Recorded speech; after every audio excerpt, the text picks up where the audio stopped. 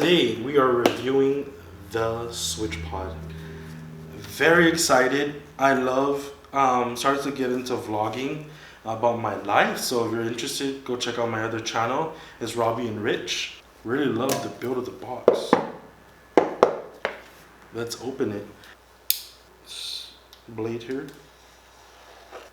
I'm gonna show this off. This magnetic box. Oh my god, it's a magnetic box.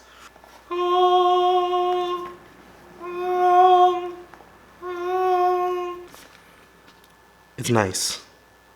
Well, let's take this out. So this is what I wanted to do, like so bad. That is amazing. It looks quite smaller in the hand, to tell you the truth. I'm gonna see. What? This is smaller. Well, of course, when I attach the other one on, it's gonna be kind of bigger, but this is smaller. Well, I could not find another camera to go with this at this build right now. So, but there's some things that I wanted to talk about with how it's built. The first thing I want to talk about was, see how this comes out? Perfect. Grips, good. Right? This is table shaking, sorry. But when it retracts together, it's so loose. I don't know if you could see these lines right here, but you see those jitters? Hopefully they have another one that comes out that's built much more together. I had to do this because it was the only way I could fit in the threads. It's weird. I don't know if you could see the actual design. It's very weird. But hopefully they have their own actual setup like this in the future. Maybe more minimal and smaller part, you know, and then this gimbal right here, how the sphere is right here, would be a little bit lower and smaller, of course, to support different cameras. Now I know the weight goes up to so many, because I've seen other reviews, the weight goes up like so much to hold these. And I have this part facing me right here, so it could tilt, because if I'm holding it out like that, I want to have an extension. Now this is kind of a lot of top heavy. It's very light right here, but it's top heavy right here. Now you can get any other ball head out there, but with mine, it is 1 pound. Let's get all of this right here. Exactly 1 pound, 8.0 ounces. So 1 pound, 8 ounces. I got this ball head is because of how easy it is to, you know, I like it. I did a lot of research on it. But to be holding it out like this and that, I'm probably gonna be holding the camera a lot. So that's my concern. Now it's not part of the SwitchPod's problem of the weight on this part because of this. But if they had a built-in one, that would be so amazing if they did. I'll probably buy that. I'll be interested in it. Okay, I want to point out something. You see that rubber? See this rubber right here? It literally came off already. Quite not happy about that. I didn't even get to put the camera on yet. I gotta figure out what to do with this. So I know why this rubber grip right here, this stuff, it came off, is because you see that silver part, the adapter to put in this threading right here, it pops it up. So you see the bubbles around it and stuff. That's kind of my part to blame.